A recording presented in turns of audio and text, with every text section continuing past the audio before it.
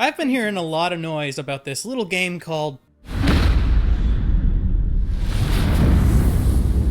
Hey, that looks pretty epic. Might as well check and see what all the fuss is about. Shameless self-plug. If you want to help me out, check the links below. I appreciate that. Welcome to Sanctuary, a beautiful world filled with only the brightest colors, the kindest people, and certainly no monsters or demons trying to rip you apart at a moment's notice. Diablo 4 is a top-down fantasy RPG. Currently, you can pick from 5 classes with the ability to make up to 10 characters. We've got the Barbarian, Necromancer, Sorcerer, Rogue, and Druid. The Barbarian is a master of weapons, allowing you to dive into waves of enemies with a full arsenal at your disposal. You can equip up to 4 weapons, automatically switching which one you're using depending on the skill you use. The Necromancer functions exactly like you'd expect. Summon undead minions and conquer the battlefield with blood, bone, and darkness magic, and your own personal army. Once you reach level 5, you gain access to your Book of the Dead, which can be used to customize your summons. The Sorcerer wields elemental magic to blow up the world. You've got Frost, Pyromancy, and Shock magic to blast your way through any number of enemies and shield yourself if needed.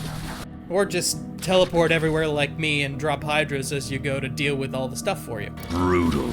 I like it. The Rogue, in a similar manner to the Barbarian, handles combat with multiple weapons that you can switch to depending on your skill used. You've got stealth mechanics, traps, ways to enhance your weapons, movement skills, both ranged and melee weapons.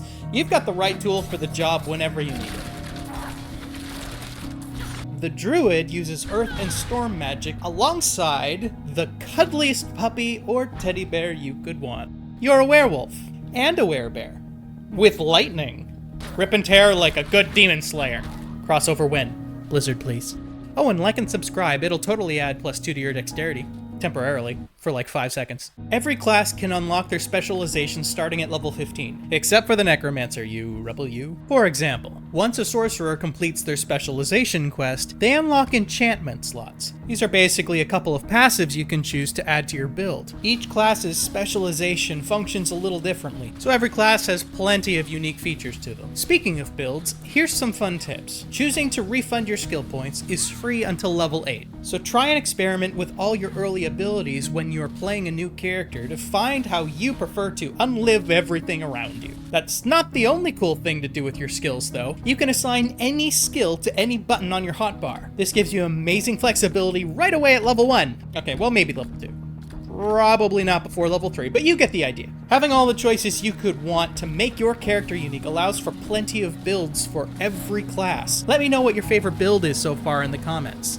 Not unrelated to your skill build, you gain renown in each major section of the world map that grants you rewards, including skill points. This makes exploring and completing all the side quests even more beneficial than just gaining extra experience, gold, and equipment. The best part?